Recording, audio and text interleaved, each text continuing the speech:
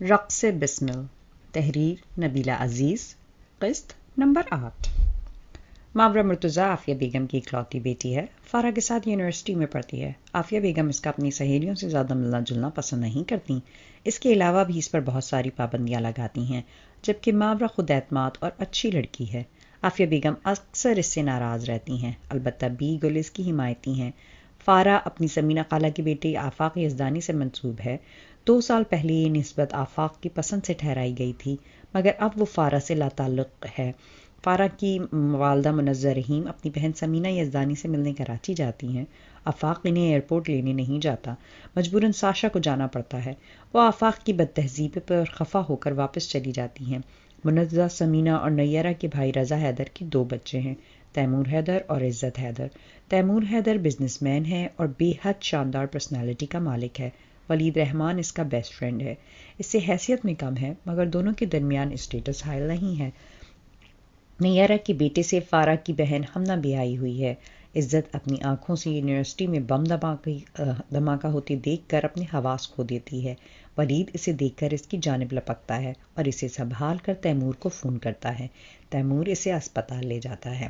عزت کے ساتھ یہ حادثاتی ملاقات ولید کو ایک خوشگوار حصار میں باندھ لیتی ہے۔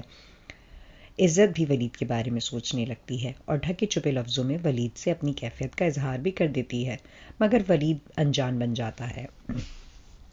آفاق فون کر کے فارا سے شادی کرنے سے انکار کر دیتا ہے۔ فارا بہت روتی ہے۔ سمینہ اور اشتیاق یزدانی کو علم ہوتا ہے تو انہیں بہت صدمہ پہنچتا ہے۔ سمینہ کی طبیعت بگڑنے لگتی ہے۔ اشتیاق یزدانی آفاق سے حد درجے خفا ہو کر اس سے بات چیت بند کر دیتے ہیں۔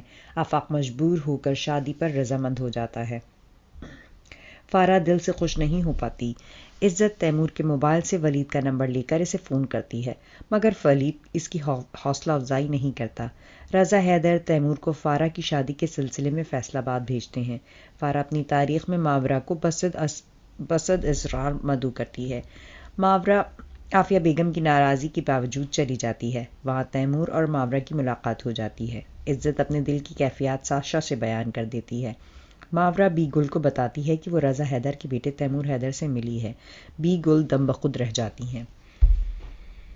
انہوں نے ایک دم جھٹکے سے سر اٹھا کر اپنے سامنے بیٹھی ماورا کی طرف دیکھا تھا اور یوں دیکھا تھا جیسے ان کی دماغی حالت پہ شبہ گزرا ہو۔ ماورا، یہ کیا کہہ رہی ہو تم؟ تمہارے ہوش و حواس ٹھکانے پہ تو ہے نا؟ بی گل نے اپنے شک کا اظہار بھی کر دیا۔ میرے ہوش و حواس بھی ٹھکانے پہ ہیں اور میری عقل بھی ٹھکانے پہ ہی ہے۔ یہ جھوٹ نہیں ہے اور نہ ہی یہ مذاق ہے، یہ ایک سچ ہے، میری زندگی کا حیران کش سچ، جس کا مجھے خود بھی یقین نہیں آ رہا تھا، مگر پھر بھی قدرت کا ایک تلخ اور سنگین اتفاق سمجھ کر یقین کرنا ہی پڑا اور اس حقیقت کو ماننا پڑا کہ دنیا واقعی گول ہے۔ زندگی میں ایک بار ہر چیز گھوم کر انسان کے سامنے آ ہی جاتی ہے اور انسان اس اتفاق پہ دیکھتا رہ جاتا ہے۔ ماورا کے لب و لہجے میں تلخی اور بلا کی سنجیدگی تھی، مگر بی گل اس سچ اور اس حقیقت کو آسانی سے کیسے قبول کر لیتی؟ ملی کہاں ہو؟ اب وہ تفصیل کی طرف آئی تھیں۔ اپنی دوست فارا کے گھر، اس نے مختصراً بتایا۔ وہ فارا کے گھر کیسے آیا؟ بی گل کی الجھن سلجھ نہیں رہی تھی۔ وہ فارا کا کزن ہے۔ فارا رضا حیدر کی بھانجی ہے۔ ماورا نے ایک اور انکشاف کیا تھا۔ کیا؟ بی گل کو ایک اور کرنٹ لگا تھا۔ جی ہاں، فارا رضا حیدر کی سگی بھانجی ہے، منظر رحیم کی بیٹی، اور مجھے اس حقیقت کا پتہ ہی نہیں تھا۔ میں ہمیشہ انجان ہی پھرتی رہی، لیکن اب جب اس حقیقت سے آشنا ہو گئی ہوں تو سوچ رہی ہوں کہ شاید اس میں بھی اللہ کی طرف سے کوئی بہتری ہی ہو۔ ماورا بہت سنجیدگی سے سوچ رہی تھی۔ لیکن اگر تصویر کا دوسرا رخ دیکھا جائے تو ہمیں کوئی نقصان بھی تو ہو سکتا ہے نا؟ بی گل اتنی جلدی اور اتنی آسانی سے اس منہ زور سمندر میں پاؤں ڈالنے والی نہیں تھی۔ اس بار ایسا کچھ نہیں ہوگا بی گل، اس بار بہتری اس طرف ہی ہوگی، ماورا مضبوط اور بے لچک سے انداز میں کہتے ہوئے ان کے سامنے سے اٹھ کھڑی ہوئی تھی اور قدم اپنے کمرے کی طرف موڑ دیے تھے۔ اگر اس بات کا تمہاری ماں کو پتہ چل گیا تو مجھے یقین ہے کہ موت سے پہلے ہی مر جائے گی، کھڑے قد سے گرے گی اور دم نکل جائے گا اس کا۔ بی گل نے انتہائی ہولناک قسم کا نقشہ کھینچا تھا اور ماورا کے اندر کی طرف بڑھتے قدم رک گئے تھے۔ اس نے ایک دم گردن موڑ کر بی گل کی طرف دیکھا تھا۔ نہیں، انہیں اس بات کا پتہ نہیں چلنا چاہیے تب تک جب تک میں اپنے پیروں پہ کھڑی نہیں ہو جاتی، جب تک میرے ارادے کامیاب نہیں ہو جاتے، جب تک میں کراچی شفٹ نہیں ہو جاتی، اور جب تک مجھے کچھ حاصل نہیں ہو جاتا۔ آپ نے اس راز کو راز ہی رکھنا ہے، اور انہیں یہ بھی بھنک نہیں پڑنی چاہیے کہ فارا رضا حیدر کی بھانجی ہے، ورنہ کچھ سنورنے سے پہلے ہی سب کچھ بگڑ جائے گا۔ ماورا نے بے حد سختی سے کہتے ہوئے بیگل کو منع کیا تھا، اور بیگل اس کے تیور دیکھ کر چپ ہو گئی تھیں۔ آخر کہتی بھی تو کیا، اس کے خیالات سے تو وہ پہلے ہی بہت اچھی طرح واقف تھیں۔ اب تو کچھ کہنے سننے کا کوئی فائدہ ہی نہیں تھا، اسی لیے وہ دل ہی دل میں پریشان ہوتی اور اللہ سے خیر کی دعا مانگتے ہوئے برآمدے میں بچھے تخت سے برتن سمیٹ کر اٹھ کھڑی ہوئی تھیں۔ کچھ اتا پتہ ملا؟ ولید نے جوس کا گھونٹ حلق سے نیچے اتارتے ہوئے استفسار کر ہی لیا تھا۔ ابھی اس کا نام اور اس کا تعارف ملا ہے، اتا پتہ نہیں۔ تیمور نے جوس کا گلاس اٹھا کر لبوں سے لگا لیا تھا، اور ولید اس کی ایک ایک حرکت کو بڑے غور بڑے دھیان سے نوٹ کر رہا تھا۔ پھر تو تمہیں خوش ہونا چاہیے، جہاں سے اس کا نام اور اس کا تعارف ملا ہے وہاں سے تمہیں اس کا ایڈریس بھی پتہ چل سکتا ہے، منزل دور نہیں ہے تم سے۔ ولید نے اس کی ہمت بڑھائی تھی۔ وہ تو ٹھیک ہے یار، لیکن جہاں سے مجھے اس کا نام اور تعارف ملا ہے وہاں سے اس کا اتا پتہ معلوم کرتے ہوئے ایک جھجک، ایک شرم سی محسوس ہو رہی ہے مجھے، کیونکہ میں اس ٹائپ کا ہوں نہیں۔ تیمور نے بہت عجیب سے انداز میں بولا تھا، اور ولید بے ساختہ قہقہا لگا کر ہنسا، جس پہ آس پاس کے ٹیبلز پہ بیٹھے کئی لوگ ان کی طرف متوجہ ہو گئے تھے۔ اگر تم اس ٹائپ کے نہیں ہونا تو پھر میری مانو اور یہ دل اور نظر کا قصہ یہیں رہنے دو، یہیں ختم کر دو اسے، کیونکہ ایسے کاموں میں تو انسان کو ہمیشہ اسی ٹائپ کا ہونا پڑتا ہے جس ٹائپ کا وہ نہیں ہوتا۔ قیس کو مجنو بننا پڑتا ہے، دھیدو کو رانجھا بننا پڑتا ہے، تیمور حیدر کو کیا بننا پڑ جاتا ہے، یہ تو اب کچھ دنوں بعد ہی پتہ چلے گا۔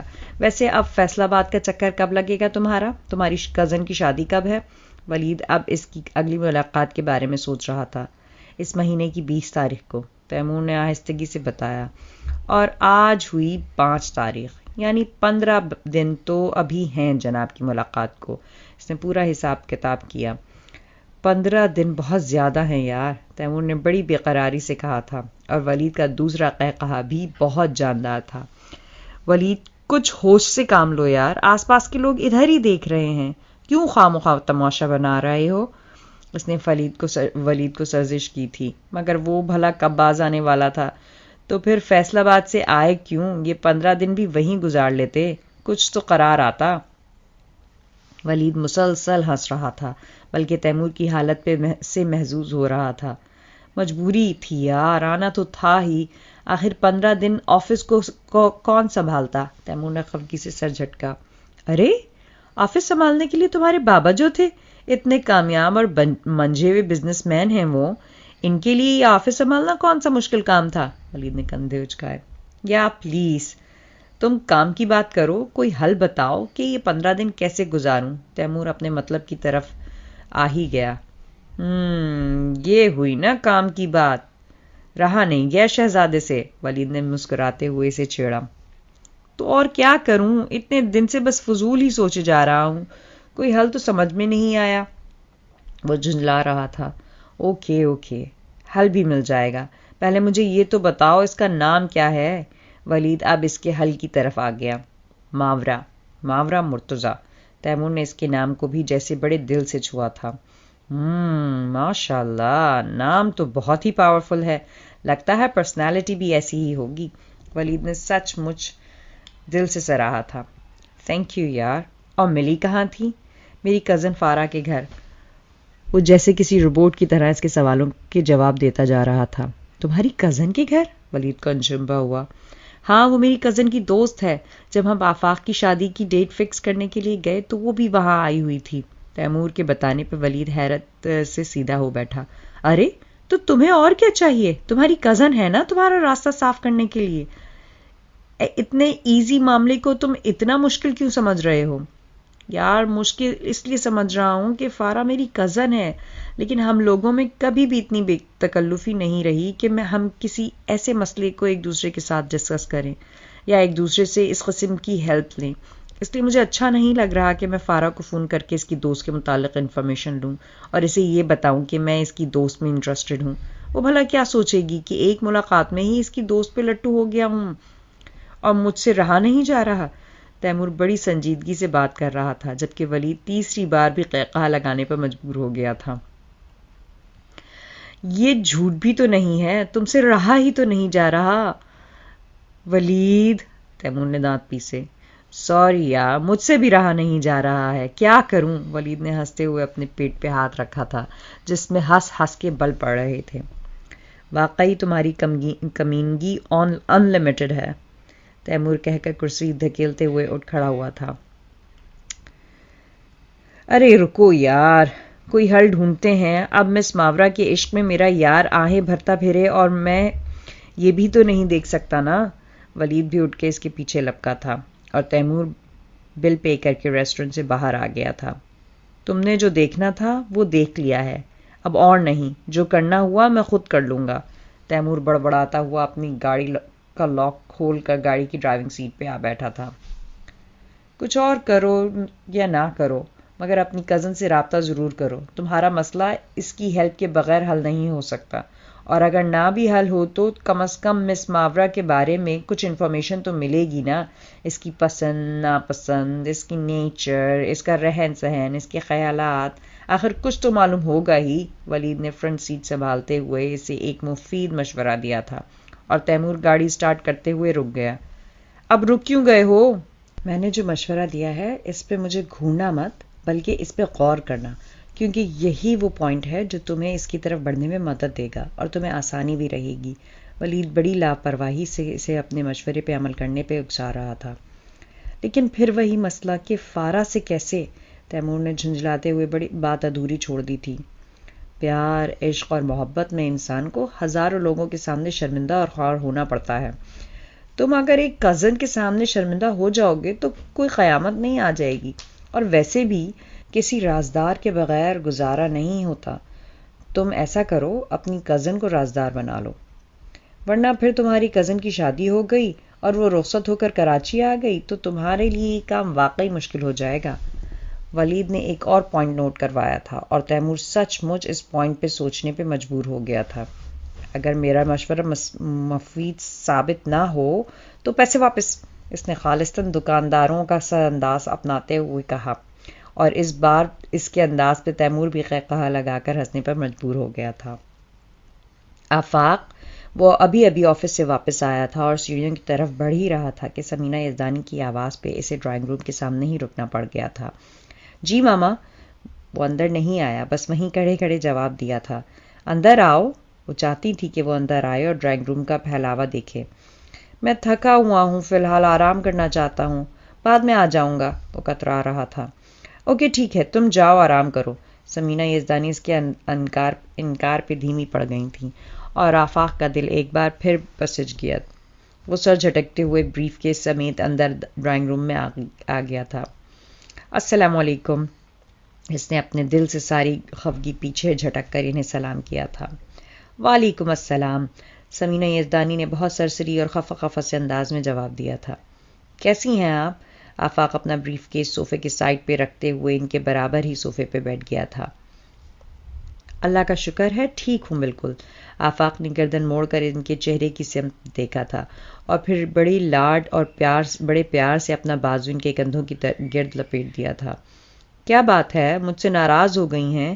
اس نے بہت ہی معصوم اور بچکانہ سے انداز میں پوچھا. تمہاری خوش قسمتی ہے کہ میں تمہاری ماں ہوں اور مائیں ناراض نہیں ہوتی, اس لیے تم جیسے ہزاروں بیٹے اپنی ماؤں کے دل اپنے قدموں تلے روند کر گزر جاتے ہیں. سمینہ یزدانی کا لہجہ شکوہ کنا تھا. اللہ نہ کرے کہ کبھی ایسا ہو, اور آپ جانتی ہیں کہ میں ایسا کر بھی نہیں سکتا. آپ میرے لیے بہت اہم ہیں. آفاق نے اپنے دوسرے ہاتھ سے ان کا ہاتھ پکڑ کر اپنے ہونٹوں سے لگا لیا تھا.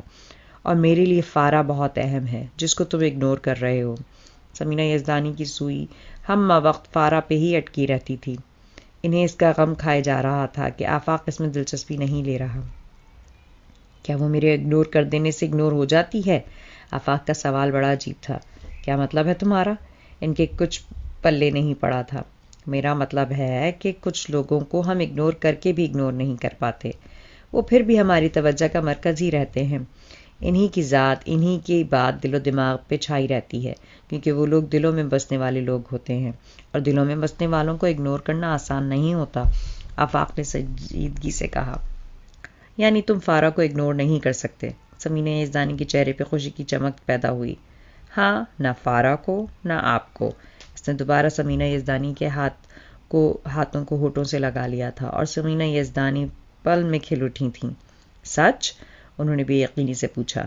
بالکل سچ. آفاق نے ان کی اتنی بے یقینی اور اتنے اشتیاق پہ بے ساختہ مسکرا دیا تھا، اور سمینہ یزدانی نے بے اختیار اس کا چہرہ دونوں ہاتھوں میں تھام کر اس کی پیشانی چوم لی تھی. اچھا بتائیے، کس لیے بلا رہی تھیں آپ؟ اس نے بہت ہی اچھے طریقے سے استفسار کیا تھا. یہ دیکھو، یہ فارا کے لیے کچھ ڈریسز بنوائے ہیں بوتیک سے، ابھی کچھ باقی ہیں، اگر تمہاری کوئی پسند ہو تو بتا دو، میں فارا کی ڈریسز ویسے ہی بنوا لوں گی. انہوں نے ٹیبل اور کارپٹ پر رکھے مختلف بیگز میں سے انتہائی قیمتی اور فینسی ڈریسز نکال کر آفاق کے سامنے پھیلا دیے تھے، اور آفاق اتنے کلرفل اور برائٹ ڈریسز دیکھ کر بے اختیار ہی مسکرا دیا تھا. اب ان ڈریسز میں کیا کمی ہے بھلا جو میں اپنی پسند بتاؤں گا؟ ویسے ایک بات ذہن میں ضرور رکھیے گا کہ فارا بہت نازک مزاج لڑکی ہے اور اتنے فینسی ڈریسز برداشت نہیں کر پائے گی. آپ اس کے کچھ ہلکے پھلکے ڈریسز بھی لیں. اب شادی کے بعد بندہ ہر وقت فینسی ڈریسز میں تو نہیں رہ سکتا نا.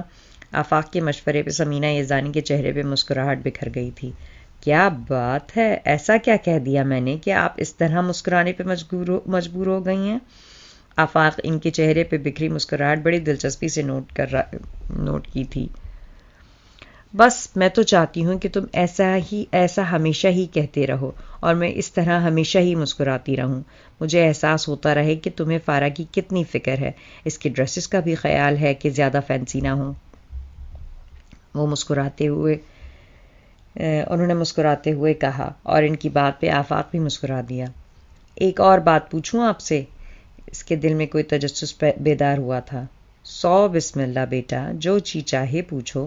وہ تو بڑی خوشی اور جی جان سے متوجہ ہوئی تھیں، کیونکہ یہی تو ان کی خواہش تھی کہ وہ بھی کسی کام اور کسی بات میں دلچسپی لے اور اپنی پسند ناپسند بتائے.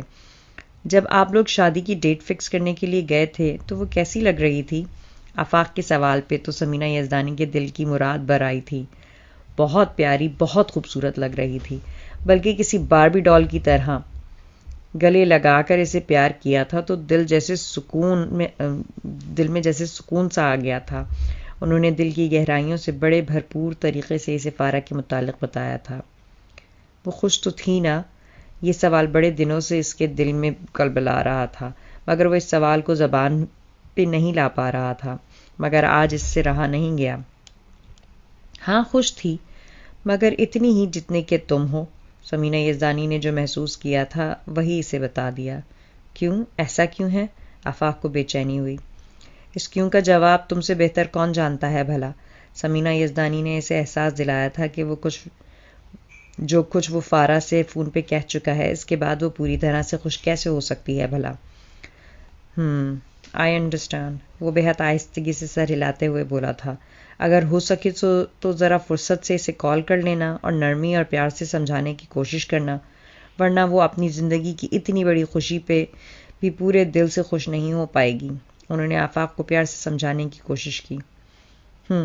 ٹھیک ہے، کوشش کروں گا، وہ پرسوچ سے انداز میں کہتے ہوئے وہاں سے اٹھ کھڑا ہوا تھا اور ان سے اجازت لے کر اپنے بیڈ روم میں آ گیا تھا. اس نے سوچ رکھا تھا کہ ولید رحمان کو دوبارہ کال نہیں کرے گی، اور اپنی اس سوچ اور اس ارادے پہ عمل پیرا ہونے کے لیے اس نے ولید رحمان کو اپنے ذہن سے جھٹکنے کی بھی بارہا کوشش کی تھی، مگر ضروری نہیں تھا کہ وہ اس کوشش میں کامیاب بھی ہو جاتی. اس کی سوئی دن رات ولید رحمان کے نام کے گرد ہی گھومتی رہتی تھی، مگر پھر بھی وہ اس سے رابطہ کرنے سے گریز ہی کر رہی تھی. اس نے اپنے آپ سے عہد کر رکھا تھا کہ اب اگر پہل کرے گا تو ولید رحمان ہی کرے گا، وہ نہیں کرے گی. اور اسی کشمکش اور اسی عہد کے ہاتھوں وہ اندر سے خاصی چڑچڑی اور جھنجھلاہٹ کا شکار بھی ہو رہی تھی، لیکن اپنی یہ کیفیت کسی کو بتا نہیں پا رہی تھی، جس کی وجہ سے اس کے دل و دماغ پہ ایک عجیب سا بوجھ اور غصہ سا سوار ہونے لگا تھا، اور وہ کسی سے ٹھیک طرح سے بات بھی نہیں کر پا رہی تھی. اسی لیے اس وقت ساشا سے بات کرتے ہوئے خفگی سے جھنجھلا اٹھی تھی۔ آخر بات کیا ہے عزت؟ تم ہر وقت اتنی چڑچڑی سی کیوں رہنے لگی ہو؟ ایک تو تم فون نہیں کرتی، اور اگر ہم خود کر لیں تو تم ٹھیک سے بات ہی نہیں کرتی ہو۔ تمہارا دھیان نہ جانے کہاں رہنے لگا ہے، کچھ خبر ہی نہیں ہے تمہاری۔ ساشا نے انتہائی خفگی کا اور ناراضی کا اظہار کیا تھا۔ پلیز ساشا، میں بہت ڈسٹرب ہوں، مجھے مزید ڈسٹرب نہ کرو، پلیز ٹرائی ٹو انڈرسٹینڈ۔ عزت اس سے بھی زیادہ خفگی اور جھنجھلاہٹ آمیز لہجے میں بولی تھی، اور ساشا چند ثانیے کے لیے چپ سی ہو گئی تھی، اور کچھ دیر کے توقف کے بعد ہی قوت گویائی کا استعمال کیا تھا۔ کیوں؟ تم کیوں ڈسٹرب ہو؟ تمہیں کیا ہوا ہے آخر؟ کچھ پتا بھی تو چلے۔ ساشا یہی تو جاننا چاہتی تھی کہ عزت آج کل کیوں اور کن سوچوں خیالوں میں گم ہے آخر۔ ساشا پلیز، کیا جاننا چاہتی ہو تم؟ تو پھر سنو، مجھے محبت ہو گئی ہے، یہ حقیقت ہے، مجھے ولید رحمان سے محبت ہو گئی ہے۔ محبت ہو گئی ہے مجھے، وہ کہتے کہتے پھٹ پڑی تھی، کیونکہ وہ جس ذہنی کشمکش کا شکار تھی اس جذبے کو نام ہی نہیں دے پا رہی تھی، مگر ساشا کے اصرار پہ اسے اپنے اندر کا غبار نکالنے کا موقع مل گیا تھا۔ اسے پتا ہے؟ ساشا کا اگلا سوال کافی دھیما تھا، حالانکہ ایسے ہی چند سوالات وہ پہلے بھی اس سے کر چکی تھی، مگر پھر بھی ایک پکی تصدیق چاہ رہی تھی۔ پتا ہے یا نہیں ہے، مگر اسے اندازہ ضرور ہے کہ عزت حیدر نہیں رہی، ولید رحمان ہو چکی ہے۔ وہ بس چکا ہے مجھ میں، آباد ہو چکا ہے میری ذات میں۔ اب میں کیا کروں تو کیا کروں؟ کیسے نکالوں خود کو اس کے سحر سے؟ کیسے آزاد کروں اپنا آپ؟ بتاؤ مجھے، ہے کوئی حل اس کا؟ عزت نے انتہائی شدت سے کہتے ہوئے استفسار کیا تھا، اور میری بدنصیبی یہ ہے کہ دوسری طرف سے جواب ہی نہیں آ رہا۔ عزت زچ ہو رہی تھی، پاگل ہو رہی تھی، اس کی سمجھ ہی نہیں آ رہا تھا کہ وہ جس جذبے کے دلدل میں اتری ہے اس سے بچاؤ کا اور سنبھلنے کا طریقہ کیا ہے۔ اگر جواب نہیں آ رہا تو سمجھ لو دوسری طرف بھی یہی کچھ چل رہا ہے، کیونکہ اگر دوسری طرف ایسا کوئی جذبہ یا ایسے کوئی جذبات نہ ہوتے تو تمہیں کب کا انکار میں جواب آ چکا ہوتا۔ ساشا اپنی عقل اور اپنے تجربے کے مطابق اسے جواب دے پائی، لیکن اس نے انکار کرنے میں کوئی کسر بھی تو نہیں چھوڑی۔ وہ تو انکار کر ہی چکا ہے، میں کیسے مان لوں کہ دوسری طرف بھی یہی کچھ چل رہا ہے؟ اور اگر دوسری طرف بھی یہی کچھ چل رہا ہے تو دوسری طرف بے چینی بھی اتنی ہی ہوتی جتنی اس طرف ہو رہی ہے، جتنی مجھے ہو رہی ہے، جتنی میں پاگل ہو رہی ہوں۔ بات تو اس کی بھی سچ تھی، مگر ساشا ایک سمجھدار لڑکی تھی، عزت کو سمجھانے کے لیے مثبت سوچ دکھائی تھی۔ ہر انسان کی نیچر میں فرق ہوتا ہے، ہر انسان کا مزاج اور فطرت الگ الگ پائے جاتے ہیں۔ کچھ تمہاری طرح محبت کا یہ اٹیک برداشت نہیں کر پاتے اور بلبلانے لگتے ہیں، اور کچھ اس اٹیک کو سہ کر چپ سادھ لیتے ہیں، ولید رحمان کی طرح۔ ساشا نے اسے مثال دی تھی۔ میں جان بوجھ کر نہیں بلبلا رہی، میرا دل مجھے مجبور کر رہا ہے، اس کو بھی مجھ سے محبت ہونی چاہیے، صرف مجھ سے۔ وہ بہت ہی جنونی ہو رہی تھی۔ اگر ایسا نہ ہوا تو؟ اس نے ڈرتے ڈرتے سوال کیا۔ تو یا میں خود مر جاؤں گی یا اسے مار دوں گی۔ عزت نے آخری فیصلہ سناتے ہوئے بات ہی ختم کر ڈالی تھی، اور ایک ساتھ ہی یکدم فون بند کر کے بیڈ پہ اچھال دیا تھا۔ ایسا کیسے ہو سکتا ہے کہ ولید رحمان عزت حیدر سے محبت نہ کر سکے؟ اگر ایسا ہوا تو جان لے لوں گی اس کی۔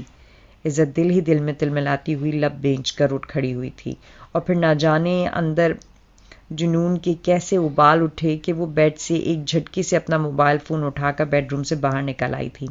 عزت، کہاں جا رہی ہو میری جان؟ ادھر میرے پاس آؤ۔ ڈرائنگ روم میں بیٹھے رضا حیدر نے اسے سیڑھیوں سے اتر کر کوریڈور کی طرف بڑھتے دیکھ کر آواز دی تھی۔ سوری بابا، میں اس وقت کسی کام سے جا رہی ہوں، واپسی پہ آؤں گی آپ کے پاس۔ عزت کا موڈ بے حد آف تھا، اس لیے اس نے رضا حیدر کو بھی بڑے ضبط سے جواب دیا تھا۔ ان دونوں بہن بھائیوں کو کیا ہو گیا ہے آج کل؟ دونوں کے تیور ہی بدلے ہوئے ہیں، پہلے جیسی کوئی بات ہی نظر نہیں آ رہی۔ رضا حیدر بھی بڑی گہری نظر رکھتے تھے۔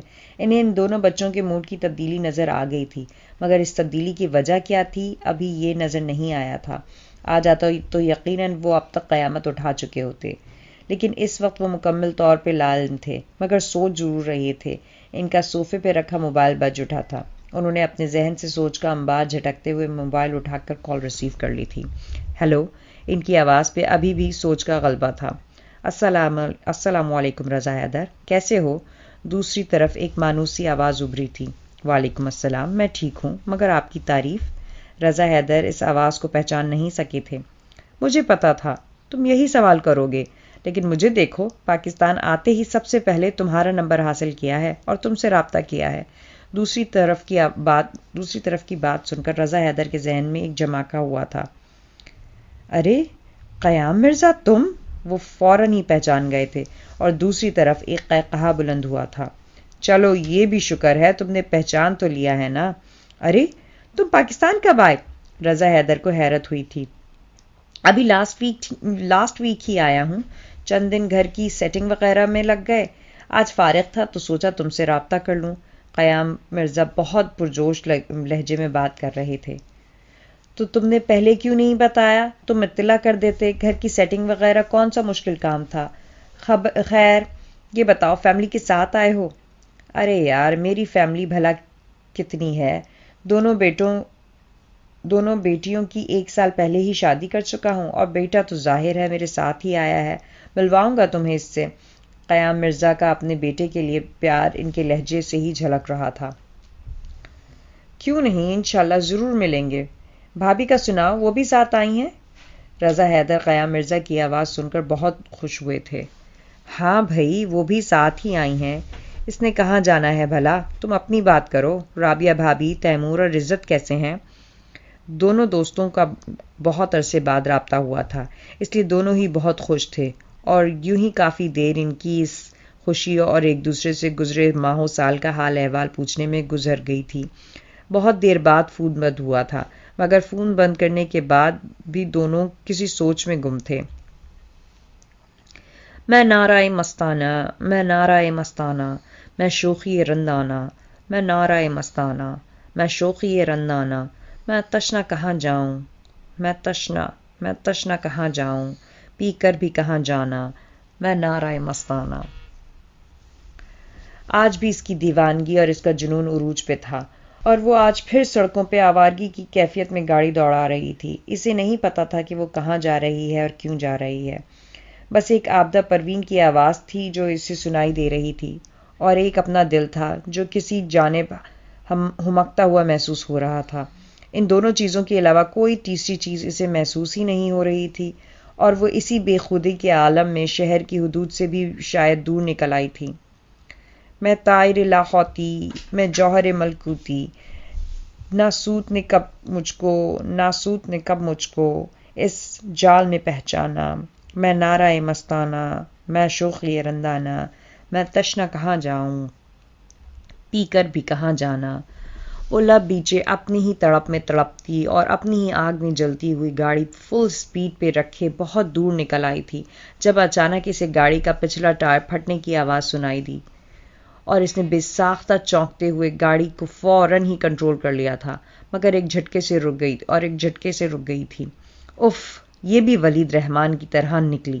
میری دیوانگی اور میرا جنون برداشت نہیں کر سکی۔ وہ منہ میں بڑبڑاتی ہوئی گاڑی سے نیچے اتر آئی تھی اور پھر پیچھے آ کر گاڑی کا ٹائر دیکھا تھا۔ اس نے اپنے بالوں کو پیچھے ہٹاتے ہوئے ادھر ادھر دیکھا، مگر اسے دور دور تک کسی بھی زیرو کا نام و نشان نظر نہیں آ رہا تھا۔ موسم گرما کی ایک موسم سرما جیسی شام تھی جو اپنے آنچل میں خنک ہواؤں کا وجود سمیٹے سبک رفتاری سے چلتی لمحہ بہ لمحہ ماحول کے حواسوں پہ سوار ہوتی جا رہی تھی اور ان خنک ہواؤں کی شرارت سے عزت کے شولڈر کٹ بال اڑ رہے تھے جن کو وہ بار بار پیچھے ہٹا رہی تھی اور بار بار کانوں کے پیچھے اڑس رہی تھی، مگر ہواؤں کی شرارتیں ہنوز جاری تھیں جب اچانک اس کے قریب ہی کسی نے اپنی بائک کو بریک لگائے تھے۔ Hello ma'am, any service for me? اس کے عقب سے آواز ابھری تھی اور اس نے بڑے ہی ناگوار سے انداز میں پلٹ کر اس آدمی کو دیکھا تھا جس نے خواہ مخواہ ہی ہیرو بننے کی کوشش کی تھی۔ نو تھینکس، اس نے بہت سخت لہجے میں انکار کر دیا تھا، لیکن اس کے انکار کے باوجود اس آدمی نے عزت کو سرتاپا بہت ہی گہری اور جائزہ لیتی ہوئی نظروں سے دیکھا تھا۔ کیا کسی اور کا انتظار ہے؟ اس آدمی نے بہت ہی گہرے لہجے میں دریافت کیا۔ جی ہاں، آپ کو کوئی پرابلم ہے؟ وہ کون سا کسی سے دبنے والی لڑکی تھی؟ الٹا تنک کر پوچھ رہی تھی۔ وہ بھی بہت ہی عجیب آدمی تھا، بات کرتے کرتے معنی خیز سے انداز میں مسکرایا تھا۔ اے مسٹر، مجھے ڈرانے دھمکانے کی کوشش فضول ہے، اس لیے اپنا ٹائم ویسٹ کرنے کے بجائے بہتر ہے کہ اپنی راہ لو۔ شام ڈھل رہی ہے، گھر والے انتظار کر رہے ہوں گے۔ یہی عرض تو میں بھی کر رہا ہوں کہ آپ اپنا ٹائم ویسٹ نہ کریں اور اپنی راہ لیں۔ شام ڈھل رہی ہے، آپ کے گھر والے انتظار کر رہے ہوں گے۔ آخر کب تک انتظار کریں گی اس کا؟ اتنی جلدی آنے والا نہیں ہے وہ، اسے ابھی گھنٹہ آدھا گھنٹہ لگ جائے گا واپسی میں۔ وہ آدمی بڑے اطمینان سے بات کر رہا تھا، جس پہ عزت کو حیرت ہوئی تھی کہ وہ آخر کس کی بات کر رہا ہے۔ کس کی بات کر رہے ہیں آپ؟ وہ پوچھے بغیر نہ رہ سکی۔ ولید رحمان، اور کس کی؟ اس آدمی نے عزت کے پیروں میں پٹاخے پھوڑ دیے تھے۔ وہ اچھل پڑی تھی۔ ولید رحمان؟ اسے یقین نہیں آیا تھا۔ جو کچھ اس نے سنا ہے وہ سچ سنا ہے۔ وہ ایک اجنبی آدمی اس کے دل کی گہرائیوں تک کیسے پہنچ گیا؟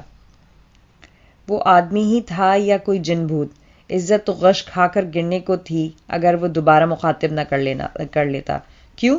میں نے کچھ غلط کہا ہے کیا؟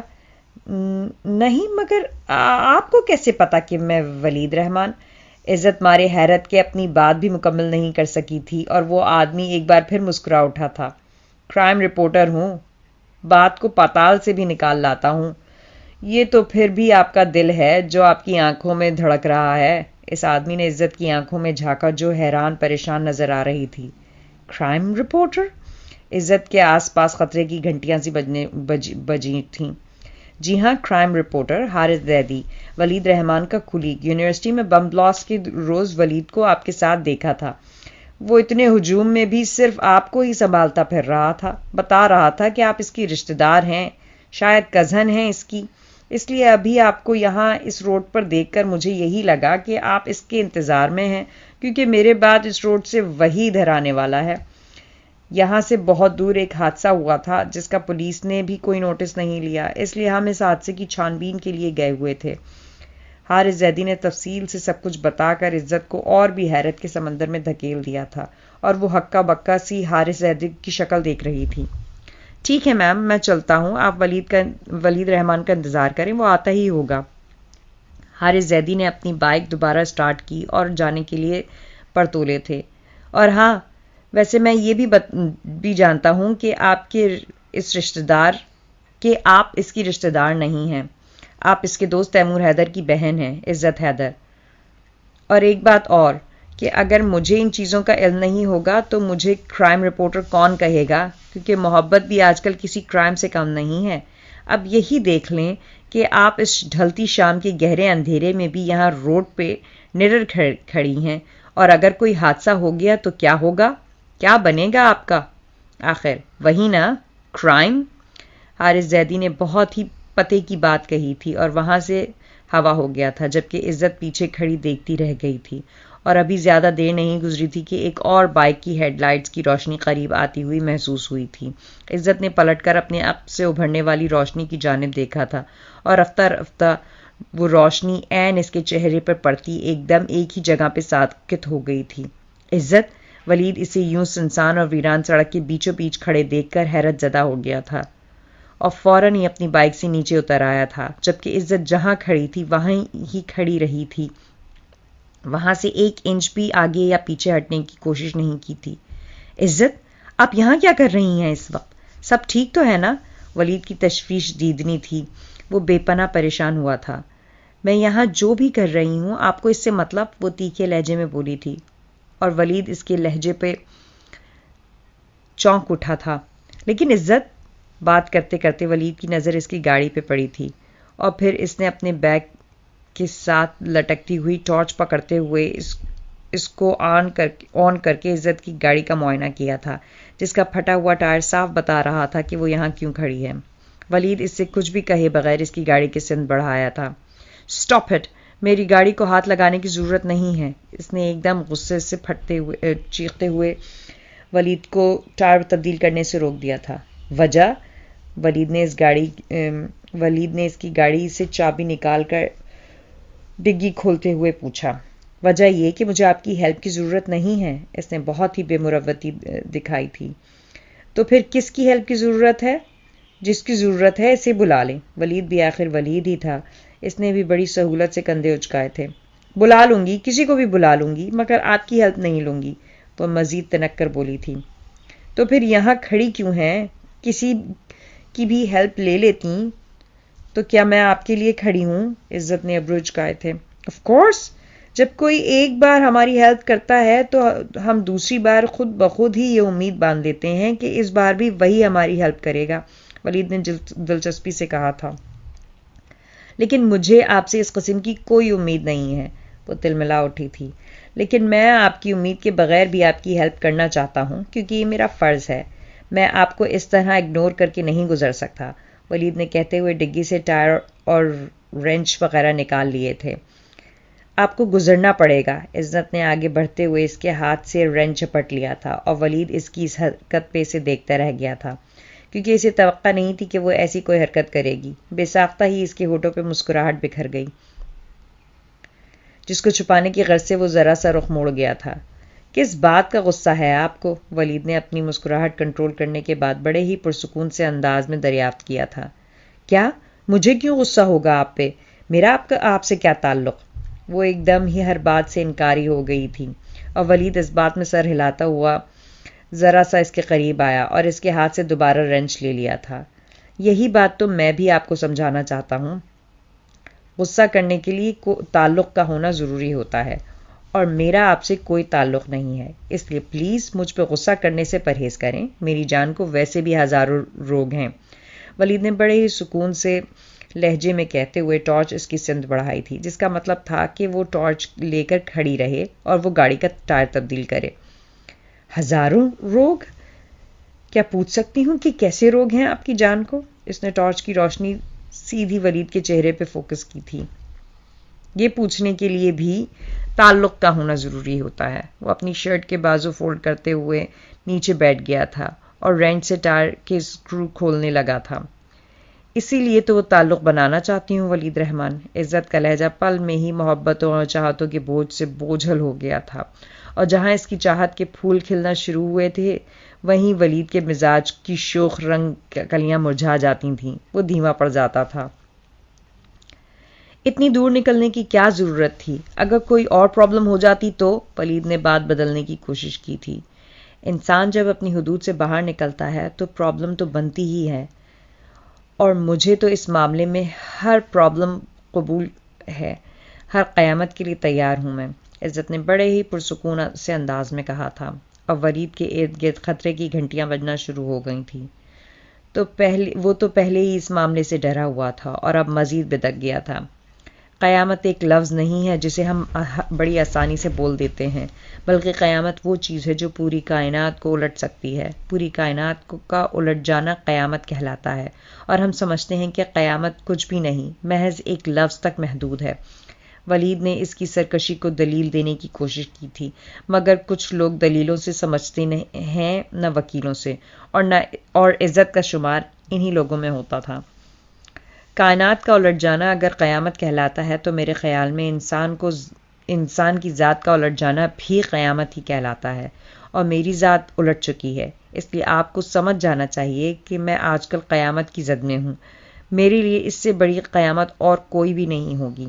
عزت بے حد لاپرواہ نظر آ رہی تھی اور ولید نے بے اختیار اس کی سمت دیکھنے کی کوشش کی تھی، مگر عزت نے ٹارچ اس کے چہرے پہ فوکس کر رکھی تھی، جس کی وجہ سے وہ اس کے چہرے کی سمت دیکھنے سے محروم رہ گیا تھا. عزت پلیز، میں نے آپ کو ٹارچ اس لیے دی ہے کہ آپ ٹائر پر روشنی ڈالیں تاکہ میں اسے چینج کر سکوں. ولید نے ایک بار پھر بات بدلنے کی کوشش کی تھی. لیکن میں آپ پہ روشنی ڈال رہی ہوں تاکہ میں آپ کو دیکھ سکوں اور اچھی طرح دیکھ سکوں. عزت نے بڑے ہی موڈ اور بڑے ہی مزے سے کہتے ہوئے ولید کے چہرے اور بالوں کو ٹارچ کی روشنی سے چھوا تھا. ولید بڑے ضبط سے اس کی اس حرکت کو نظر انداز کر کے اپنے کام میں لگا رہا. اس نے مزید کچھ نہ بولنے کی جیسے قسم کھا لی تھی. کبھی کسی لڑکی نے کہا تم سے کہ تم کتنے اٹریکٹیو ہو؟ عزت پلیز، ایک لڑکی کو یہ زیب نہیں دیتا. اپنی عزت کا خیال رکھیں. ولید سے برداشت نہ ہوا تو اس نے ایک دم اٹھ کر عزت کے ہاتھ سے ٹارچ چھین لی تھی. وہ بے ساختہ مسکرا اٹھی تھی کیونکہ وہ بات ہی ایسی کہہ گیا تھا. اگر میں کہوں کہ آپ عزت کا خیال رکھیں تو وہ بہت فریش اور معنی خیز سے انداز میں کہتی ہوئی اس کے سامنے ذرا اسٹائل سے کھڑی ہو گئی تھی تاکہ وہ اسے ٹارچ کی روشنی میں اسی طرح دیکھ سکے جیسے وہ اسے دیکھ رہی تھی، لیکن اسے یوں اپنے سامنے کھڑے دیکھ کر ولید کی نظریں اس کے وجود کی خوبصورتی اور رونائی کے بوجھ سے خود بخود ہی جھک گئی تھیں۔ وہ اسے نظر بھر دیکھنے کی ہمت نہیں کر سکا تھا اور ٹارچ کا رخ بھی نیچے کر لیا تھا اور نفی میں سر ہلا دیا تھا۔ مگر میں ایسا نہیں کر سکتا، اس نے کہتے ہوئے رخ موڑ لیا تھا۔ لیکن کیوں؟ وجہ جان سکتی ہوں؟ وہ تڑپ کے اس کے سامنے آئی تھی۔ عزت، آپ مجھے اور اپنے آپ کو آزمائش میں ڈال رہی ہیں، پلیز باز آ جائیں اس کھیل سے، بہت خطرناک انجام نکلنا ہے اس کا۔ اس نے پھر اسے سمجھانا چاہا تھا۔ جب میں نے کہہ دیا ہے کہ میں ہر انجام کے لیے تیار ہوں تو پھر آپ کو کیا مسئلہ ہے آخر؟ پھر مجھ سے یا مجھ میں کوئی کمی نظر آتی ہے؟ اگر ایسا ہے تو صاف صاف بتائیں، دامن کیوں بچا رہے ہیں آپ؟ عزت نے اس سے دو ٹوک بات کرنے کی ٹھان لی تھی۔ نہیں، ایسا نہیں ہے، آپ میں کوئی کمی نہیں ہے، آپ ماشاءاللہ ہر لحاظ سے پرفیکٹ ہیں، بس بات یہ ہے کہ میں پرفیکٹ نہیں ہوں، اس نے آہستگی سے کہا۔ تو پھر مجھے کیوں پرفیکٹ نظر آتے ہیں آپ؟ الٹا اس پہ سوالیہ ہوئی تھی۔ کوئی کمی ایسی بھی ہوتی ہے جو بظاہر نظر نہیں آتی، مگر انسان کو خود پتا ہوتا ہے کہ مجھ میں یہ کمی ہے، اس لیے مجھے بھی پتا ہے کہ مجھ میں کیا کمی ہے اور کہاں کمی ہے۔ ولید کافی آہستگی اور تحمل سے بات کرنے کی کوشش کر رہا تھا۔ اگر میں آپ کی کسی کمی کو کمی نہ مانوں تو وہ بھلا کب بہلنے والی تھی؟ تو یہ آپ کی کم عقلی ہوگی، نادانی ہوگی، ولید نے استہزائیہ سا انداز اپنایا تھا۔ اور کم عقل اور نادان لوگ کچھ بھی کر جاتے ہیں، اس لیے یہ بھی ذہن میں رکھیے گا کہ میں بھی کچھ بھی کر سکتی ہوں، وہ بھی صرف ولید رحمان کی چاہ میں۔ عزت نے صاف گوئی سے اعتراف کیا تھا اور ولید چھٹک کے رہ گیا تھا۔ اس نے فوراً عزت کی طرف دیکھا تھا، مگر وہ پلٹ کر چند قدم دور چلی گئی تھی اور پھر اس کی چپ پہ چپ ہو کر ولید نے اگلے چند منٹوں میں ٹائر چینج کیا، ڈگی بند کی اور گاڑی کی چابی عزت کی طرف بڑھا دی تھی، جسے عزت نے خاموشی سے تھام لیا تھا۔ میرے دل میں داخل ہو چکے ہیں آپ، میرے لیے آپ کے دل کے دروازے کھلے ہیں یا نہیں یہ آپ کو سوچنا ہے، اب فیصلہ اگلی ملاقات پہ رہا۔ وہ اسے نپے تلے الفاظ میں آگاہ کرتی آگے بڑھی اور گاڑی میں بیٹھ کر گاڑی سٹارٹ کرتے ہوئے اڑا لے گئی تھی، اور اس کے پیچھے ولید کو بھی اپنی بائک سٹارٹ کرنا پڑی تھی۔ وہ دونوں روڈ پر آگے پیچھے جا رہے تھے۔ آپ کی بارات کہاں سے آ رہی ہے مس فارا؟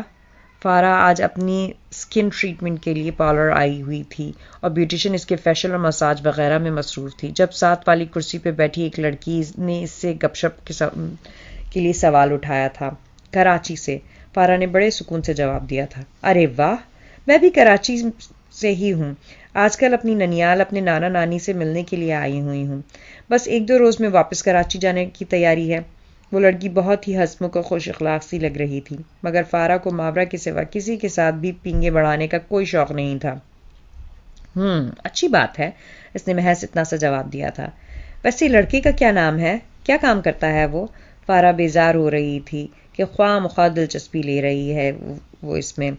آفاق یزدانی نام ہے اس کا، اپنا بزنس کرتا ہے، فارا نے بڑے لٹھمار قسم کے انداز میں بتایا تھا۔ آفاق یزدانی، انیق یزدانی کا بھائی؟ وہ لڑکی زیر لب دہرا کر رہ گئی تھی اور اس کا رنگ ذرا سا متغیر ہوا تھا، مگر پھر اس نے فوراً ہی اپنے آپ کو کنٹرول کر لیا تھا۔ وہ سنبھل گئی تھی شاید، لیکن نہ جانے کیسے فارا بھی اس کے چہرے کی سمت دیکھ بیٹھی تھی اور اسے بھی اس لڑکی کے چہرے کے تاثرات ایک عجیب سا احساس محسوس ہوا۔ کیا ہوا؟ آپ نام سن کر چپ کیوں ہو گئیں؟ کیا آپ جانتی ہیں آفاق یزدانی کو؟ نہیں، میں جانتی نہیں ہوں، مگر مجھے لگ رہا ہے میں نے یہ نام کہیں سنا ہوا ہے۔ وہ لڑکی صاف ٹال گئی تھی، لیکن فارا کا ذہن مطمئن نہیں ہوا تھا، اس کے دماغ میں ایک عجیب سی ٹک ٹک ہونے لگی تھی۔ آپ کا نام کیا ہے؟ اب فارا کی باری تھی سوال کرنے کی۔ اب وہ لڑکی کترانے کی کوشش میں تھی، کیونکہ فارا انجان تھی اور وہ لڑکی سب کچھ جانتی تھی، سب کچھ۔ باقی قسط آئندہ۔